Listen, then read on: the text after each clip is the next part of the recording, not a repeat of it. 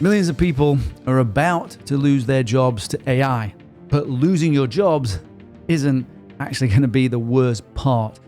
I'm going to show you what's coming, and I'll prove it with data, and I'll show you how to be one of the few ones that actually escapes this shit. When I realized AI was coming for the exact entry-level roles my students were training for, I started to heavily, seriously research which jobs survive this and which ones don't. There's a pattern in economics called the resource curse. Maybe you've heard about it. So Venezuela, for example, sits on the largest proven oil reserve on Earth. And in the 1970s, it was the richest country in South America. Today, most of the population lives in poverty. What the hell is that about?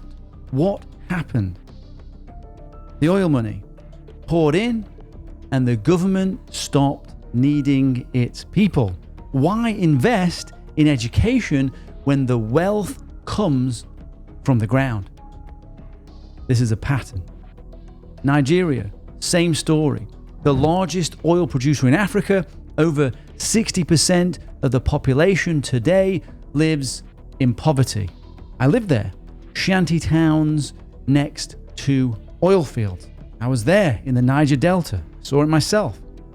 Congo has 24 trillion in mining wealth sitting under the ground. It's one of the poorest countries on earth. Even Saudi Arabia, a country spending hundreds of billions trying to escape this trap, shows how hard it is to reverse once the incentive structure locks in. The resource curse. That's what this is. And it happens every time. Not because of bad leaders, because of bad incentives. When wealth comes from the ground or resources instead of from people, people have always become irrelevant. That's oil. Now, here's where it gets personal. Replace the oil well with a data center. Replace mineral extraction with AI inference. Same economics, same outcome. When 50 to let's say 70% of your country's GDP comes from AI, and we're going to head there because that's what the AI companies are building it for. Their models don't work, their financial models, unless they take over a shit ton of your jobs. The government then has no incentive to invest in us, as we've seen with the previous resource curses. It is history. It is human behavior. You and I, we lose bargaining power because AI doesn't need our labor. The governments don't need our labor. We lose political power because the government doesn't need our tax revenue. And it's not a prediction. You can call it the intelligence curse or the artificial intelligence curse. So Sam Altman, you'll obviously have heard of him, was asked at an AI summit about the energy cost of running data centers. And what was his answer? Talk about how much energy it takes to train an AI model relative to how much it costs a human to do one inference query. But it also takes a lot of energy to train a human. It takes like 20 years of life and all of the food you eat during that time. His answer, it takes a lot of energy and resources to grow a human over 20 years. So, the CEO of the world's most prominent AI company just compared us to a line item on a balance sheet. We are being reclassified from citizens to overhead.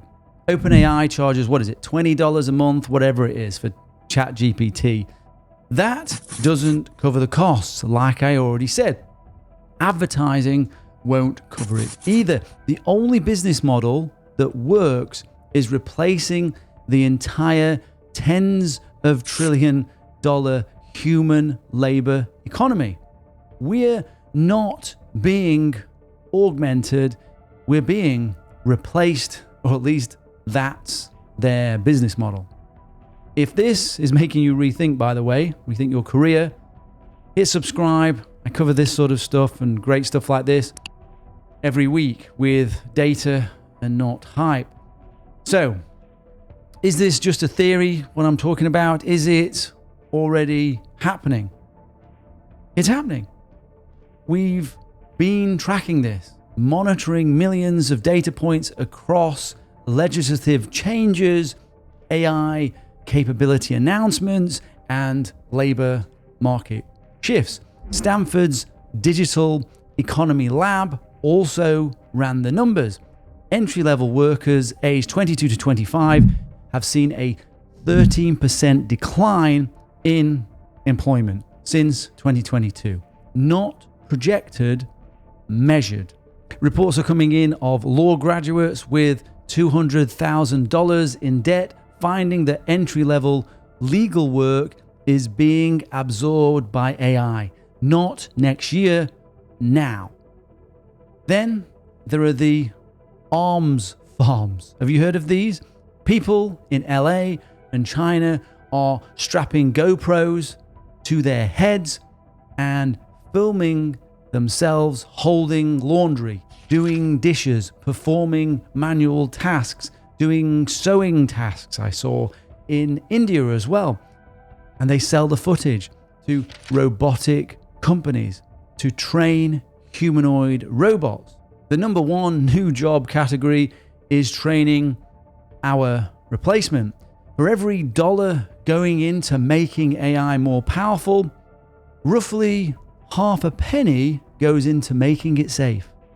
A 2,000 to 1 ratio, capability to safety. And according to reports from inside the labs of these AI companies, a significant minority of researchers at places like Anthropic would prefer to pause development on AI. The people building it don't think it's safe, and we're accelerating. So the question isn't whether this is coming, it's what we do, how long we have. The intelligence curse hasn't fully locked in yet. We've compiled over 7 million data points at the job zone risk across multiple sources, and we've scored something like 3,600 roles across the entire economy. And what the data shows is that the window to reposition is roughly 12 to 24 months for you and for me. Reposition your career, your job, what you're doing, the tasks that you do. After that, the structural shift becomes self-reinforcing. Right now, you're in the best position any of us will ever be in to reposition your career. So, 2 things that we can do. First of all, go to that research that I spoke about. It's free. It's a free tool. There's no reason not to check it out. jobzonerisk.com. You can put in the job that you're doing. Just type it in there. Get the score. Look at what it's saying, because this is an AI going out, looking at the data about your particular job, bringing down the task, and then it's thinking, okay, what tools and techniques are replacing your tasks that are out there, and it's constantly hunting for it. So it will tell you, it'll give you a score from 0 to 100 for your particular job. But it's not just a number, it breaks down the task, the role tasks by task. Which part of your job is going to be safe, which parts AI is coming for first. That task breakdown is everything, because most of us don't need to change careers. We need to spend more time on the tasks that protect us.